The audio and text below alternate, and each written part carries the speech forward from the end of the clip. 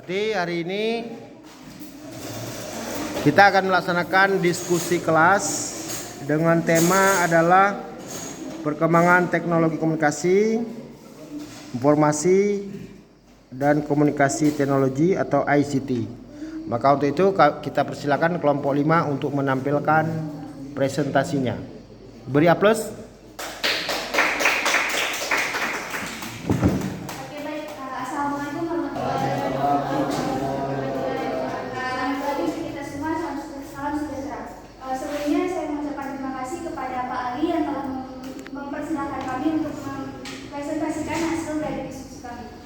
Terima kasih juga untuk teman-teman yang dapat berhadir pada hari ini.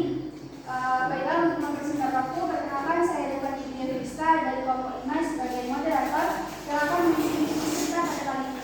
Selanjutnya saya dibantu oleh teman saya yaitu saya Kaya sebagai teman dari kelompok 5. Saya Tuhan dari kelompok 6. Saya Rajakan dari kelompok 6. Oke, baik. Di sini judul diskusi kita yaitu perkembangan teknologi informasi dan komunikasi atau dapat kita kenal dengan sebutan ICT, yaitu Information Communication and Technology. Dan dapat kita ketahui bahwa teknologi informasi atau komunikasi ini merupakan paling besar terminologi yang mencakup seluruh peralatan teknis untuk memproses dan menyampaikan informasi. TIK sendiri terbagi menjadi dua, yaitu teknologi informasi dan teknologi komunikasi. Informasi ini merupakan serangkaian tahapan penanganan informasi yang meliputi penciptaan sumber-sumber informasi, pemeliharaan saluran informasi, seleksi dan transmisi informasi, penerimaan informasi secara selektif, penyimpanan dan penelusuran informasi, dan penggunaan informasi.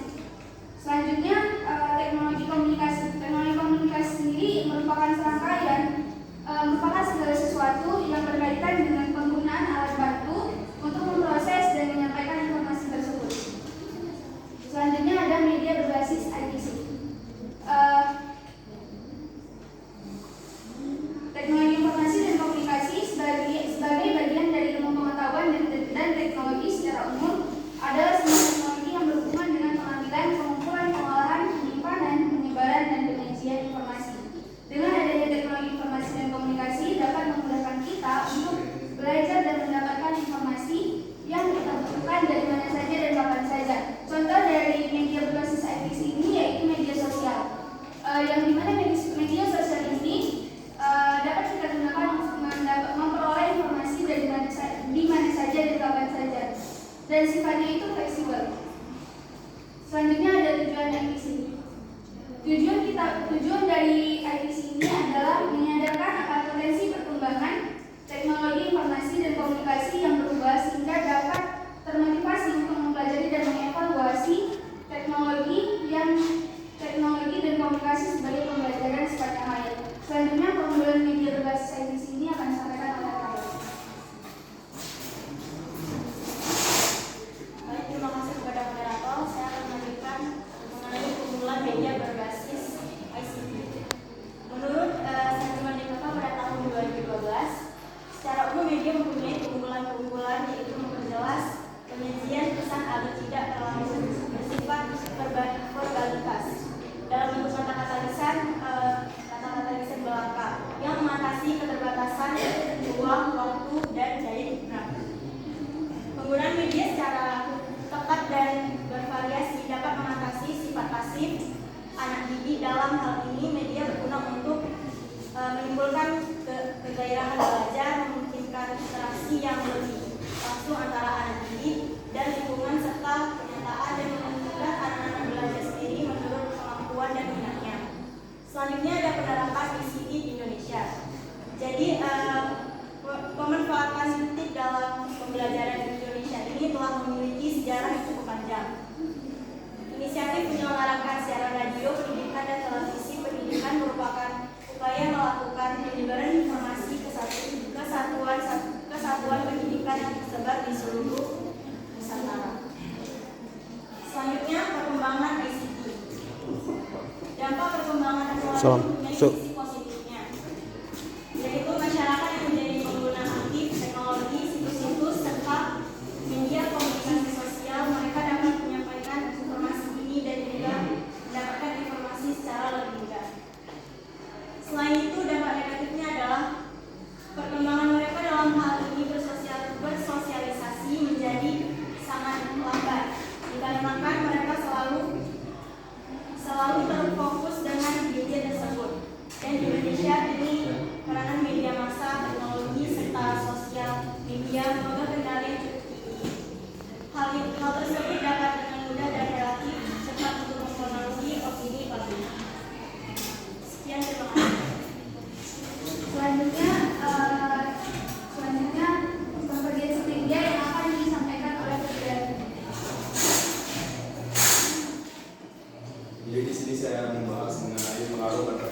media terhadap masyarakat.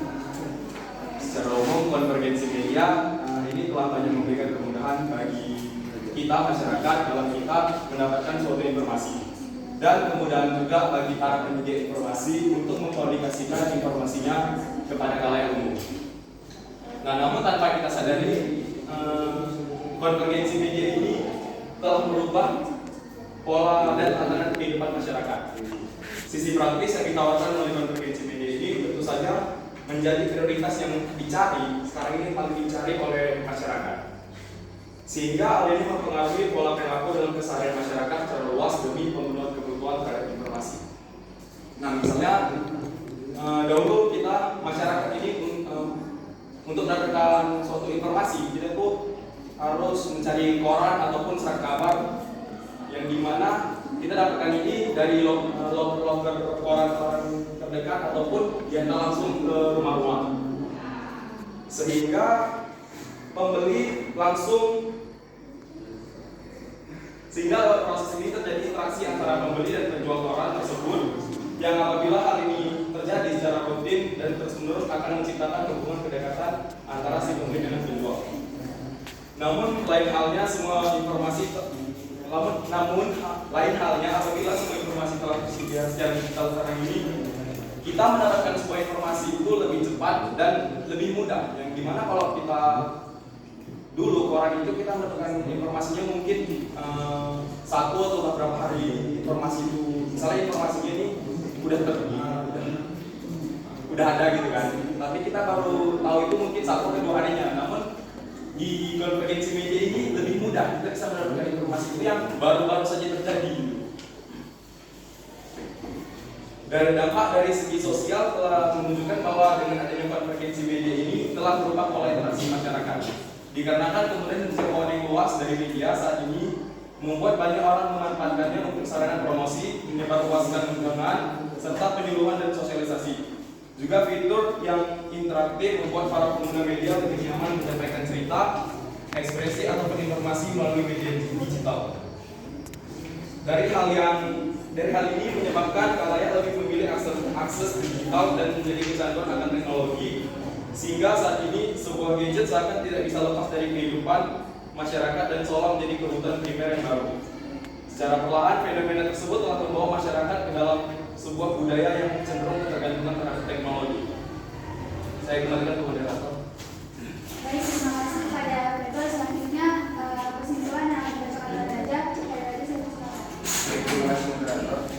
Saya akan membacakan kesimpulan dari materi edisi, yaitu sistem TI umumnya merupakan sistem informasi, sistem komunikasi, atau lebih khusus lagi sistem komputer, yang di dalamnya termasuk semua perangkat keras, perangkat lunak, dan peralatan periferial yang dioperasikan oleh sekelompok pengguna terbatas. TI dianggap sebagai bagian dari teknologi informasi dan komunikasi atau TIK, yang mana teknologi komunikasi adalah segala sesuatu yang berkaitan dengan penggunaan alat bantu untuk memproses dan transfer data dari perangkat yang satu ke yang lainnya. Dampak perkembangan teknologi mempunyai sisi positifnya, yaitu masyarakat yang menjadi pengguna aktif teknologi, situs-situs, serta media komunikasi sosial. Mereka dapat menyampaikan informasi dan juga mendapatkan informasi secara lebih mudah. Selain itu, dampak negatifnya adalah perkembangan mereka dalam hal bersosialisasi menjadi sangat lambat karena mereka terlalu fokus dengan media tersebut. Selanjutnya saya akan membacakan kesimpulan dari materi kelompok 6, yaitu konvergensi media, yang mana kesimpulannya adalah mendefinisikan konvergensi media sebagai aliran konten di beberapa platform media, tidak sama industri, di beberapa platform media dengan media dan kegiatan migrasi media. Beliau juga menjelaskan bahwa konvergensi media juga berarti kemampuan media untuk mengirimkan berbagai bentuk konten kepada masyarakat, yang mana proses konvergensi media melalui 5 tahap, yaitu cross promotion, cloning, competition, content sharing, dan full convergence.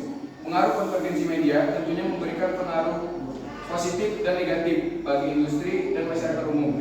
Konvergensi media juga mendorong adanya media baru dan konten yang lebih beragam. Dengan adanya konvergensi media, masyarakat mampu mendapat lebih dari satu jenis konten dari satu media yang sama. Dengan adanya konvergensi media, pengguna bisa semakin aktif memberikan komentar dan saran terhadap informasi dan konten yang diberikan.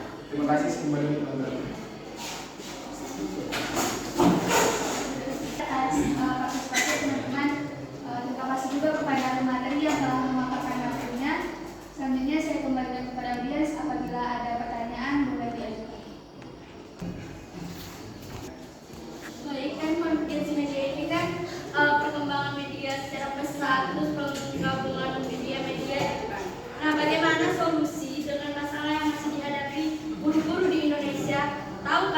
teknologi di Indonesia masih kayak mana di dalam pengaplikasian di proses belajar mengajar.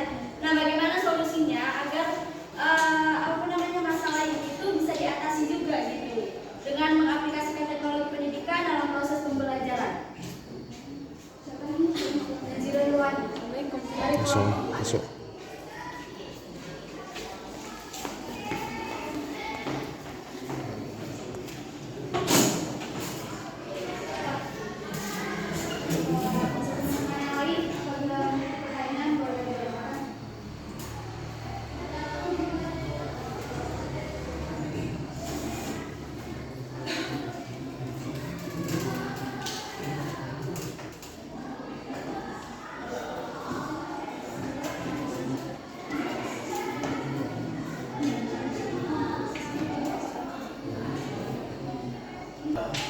Saya ingin bertanya mengenai konvergensi media. Jadi konvergensi media ini merupakan media, saya ini perubahan zaman gitu kan. Bagaimana perubahan media ini dampaknya terhadap para remaja di masa sekarang? Terima kasih. Cara mengatasi dari dampak negatif perkembangan ICT.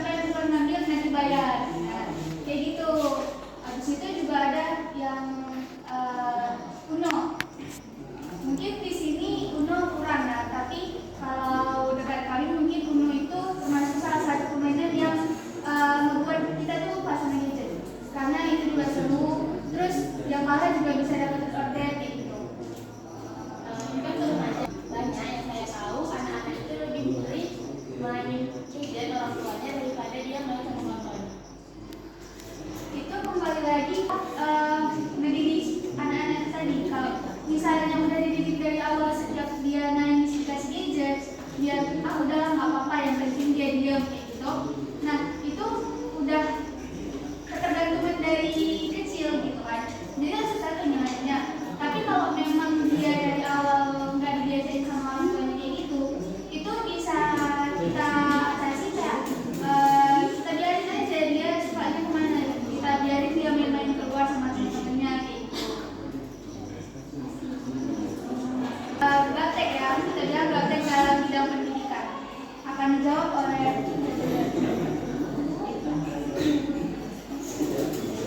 Nah, mungkin faktor guru itu nggak ngerti sama gaptek sama teknologi itu mungkin faktornya dia, faktor yang utamanya mungkin dia tahu akan teknologi. Mungkin lebih ke diri dia sendiri sih, solusinya kayak dia mau benar-benar mempelajari teknologi. Misalnya kayak dia kayak misalnya dia ya kan platform digital itu kan kayak banyak kan sekarang dia bisa lihat dari YouTube tutorial baru pun dia kayak bisa nanya sama anak-anaknya ataupun nanya sama guru-guru gitu, guru-guru yang udah tahu akan teknologi. Pokoknya dia intinya mau belajar, ada dari diri dia sendiri itu untuk mau akan teknologi gitu. Bisa diterima? Kawannya zaman kan udah dituntut untuk, jadi kenapa harus kesadaran diri terus gitu kan, itu memang udah dari atasan dia harus bisa gitu. Terus kalau misalnya masih banyak yang nggak bisa, apa ada kayak mana ya tindakan dari pemerintah untuk guru-guru yang masih